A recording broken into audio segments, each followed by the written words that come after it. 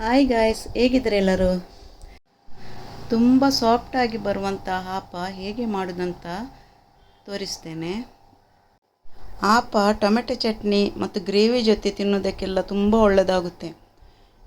ಇದನ್ನು ಹೇಗೆ ಮಾಡೋದಂತ ನೋಡೋಣ. ಒಂದು ಬೌಲಿಗೆ ಇಡ್ಲಿ ರೈಸ್ 4 ಕಪ್ಪು ತೊಳೆದು ನೆನೆಸಿ 3 ಗಂಟೆ ಇಟ್ಟಿದ್ದೇನೆ.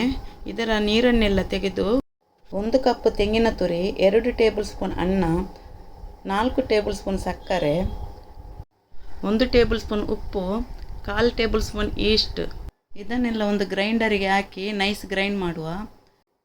ಹಿಟ್ಟು ದಪ್ಪನೂ ಇರಬಾರ್ದು, ತೆಳು ಇರಬಾರ್ದು. 6 ಗಂಟೆ ಮುಚ್ಚಿಡುವ. 6 ಗಂಟೆ ಆಗಿದೆ. ಈಗ ಗ್ಯಾಸಿನ ಮೇಲೆ ಆಪದ ಕಾವಲಿ ಮೀಡಿಯಂ ಫ್ಲೇಮಲ್ಲಿ ಇಟ್ಟು ಸ್ವಲ್ಪ ಹಿಟ್ಟನ್ನು ಹಾಕಿ 2 ಕೈಯಿಂದ ಕಾವಲಿಯನ್ನು ತಿರುಗಿಸೋಣ. ಒಂದು 2 ನಿಮಿಷ ಮುಚ್ಚಿ ಇಡೋಣ.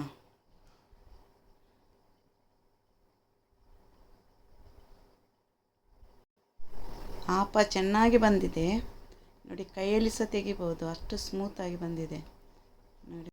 ಹಾಗೆ ಇನ್ನೊಂದು ಆಪ ಕಾಯಿಸ್ತೇನೆ.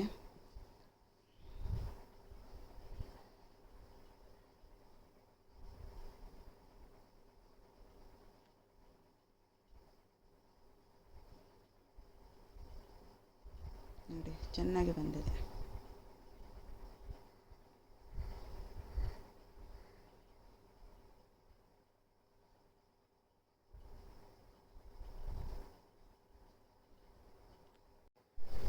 ಟೊಮೆಟೊ ಚಟ್ನಿ ಜೊತೆ ಆಪ ತುಂಬಾ ಟೇಸ್ಟ್ ಆಗ್ತದೆ ತಿನ್ನಲಿಕ್ಕೆ.